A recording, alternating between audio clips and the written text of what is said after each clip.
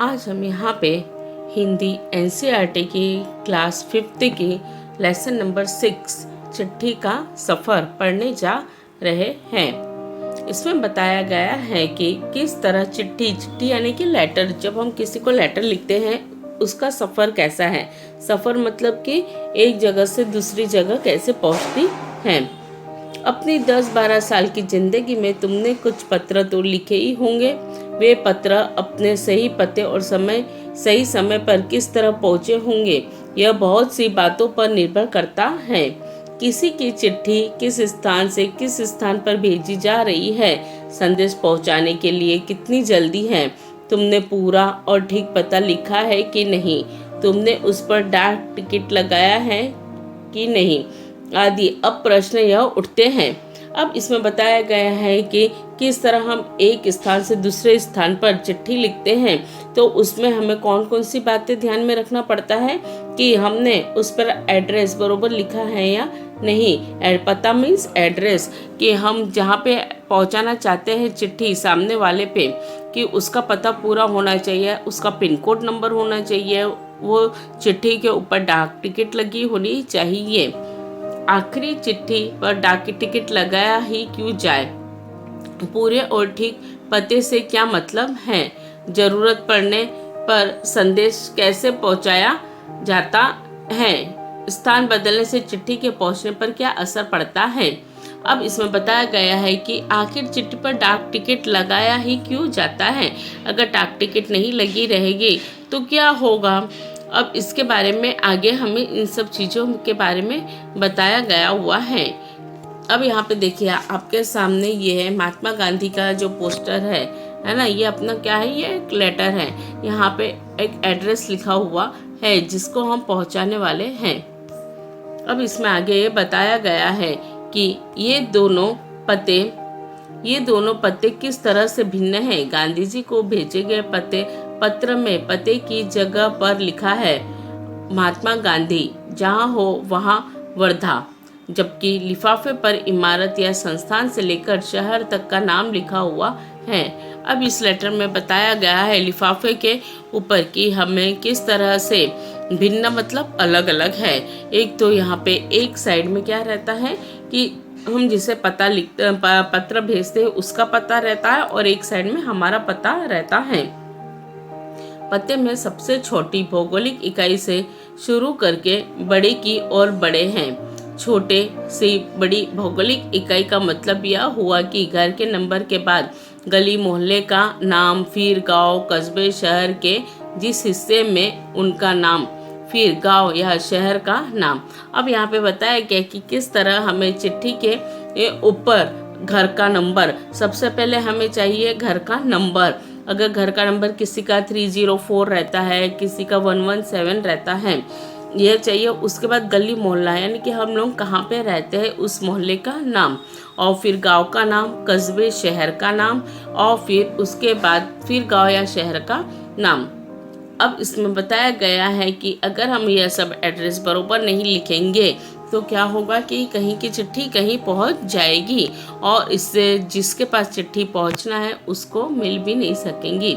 शहर के नाम के बाद फिर पिन कोड कहते हैं। हर जगह को एक पिन कोड दिया गया है।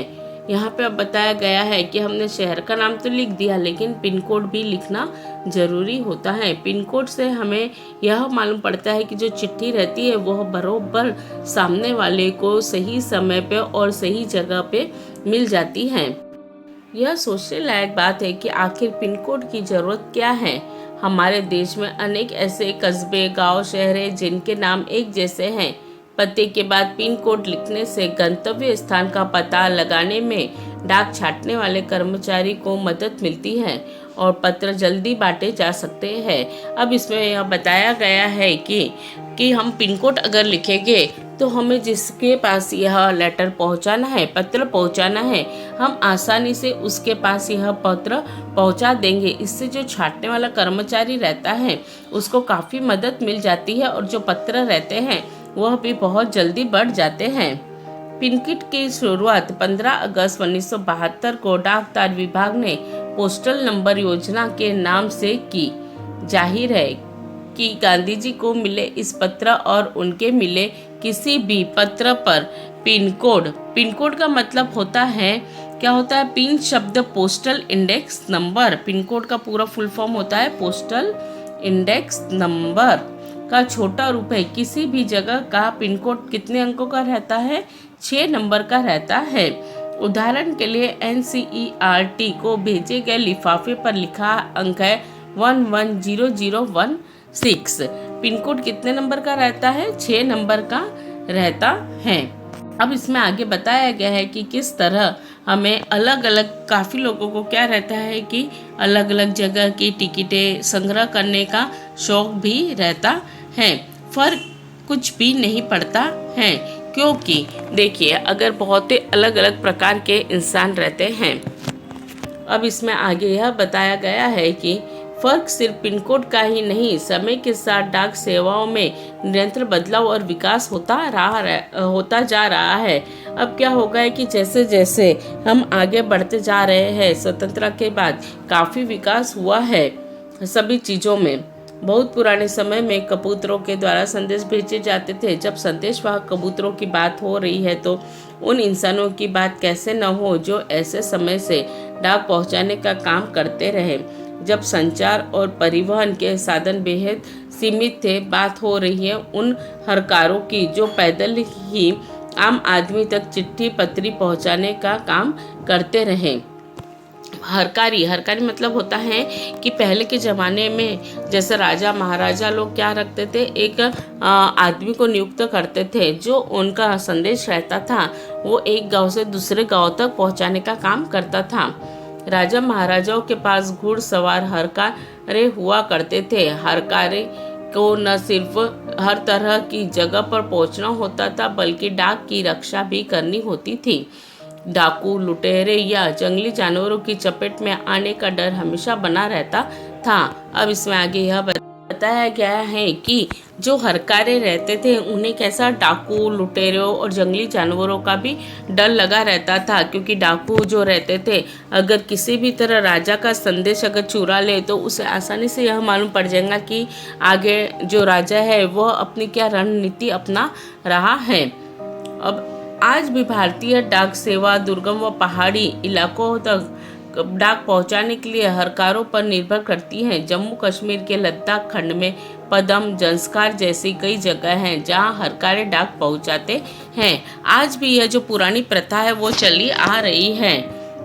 आजकल तो संदेश भेजने के नए नए और तेज साधन आसानी से उपलब्ध हो गए हैं।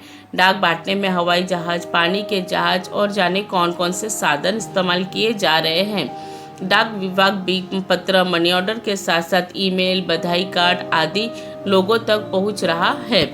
अब बता रहे हैं कि आजकल जो संदेश भेजने का है वो बहुत ही तेज़ी से फास्ट हो गया है। पहले के तो काफ़ी दिन लग जाते थे, अभी ईमेल ये सब तुरंत ही मिल जाते हैं। हमको विदिन अ सेकेंड अगर किसी को कुछ मैसेज देना है तो पहुंच जाता है। कबूतरों की उड़ान से लेकर हवाई डाक सेवाओं तक का सफ़र दिलचस्प करने वाला है। यह सोचकर आश्चर्य होता है कि कबूतर जैसा पक्षी संदेशवाहक भी हो सकता है। कबूतर की कई प्रजातियां होती हैं और ये सभी संदेश लाने ले जाने का काम नहीं कर सकता। अब इसमें भी यहाँ बताया गया है कि जो कबूतर रहते हैं वो हर कबूतर यह काम नहीं कर सकते हैं। इसमें भी जो 2 तरह के कबूतर हैं वही सही पर पत्र लाना और ले जाने का काम कर सकते हैं। इसमें पहली प्रजाति है गिरहबाज या होमर। वह प्रजाति है जिसे प्रशिक्षित करके डाक संदेश भेजने के काम में लाया जाता है। यहाँ पे 2 ऐसी प्रजाति है, एक तो गिरहबाज और दूसरा होमर, जो पत्र का काम करते हैं एक जगह से दूसरे जगह पहुंचाने का।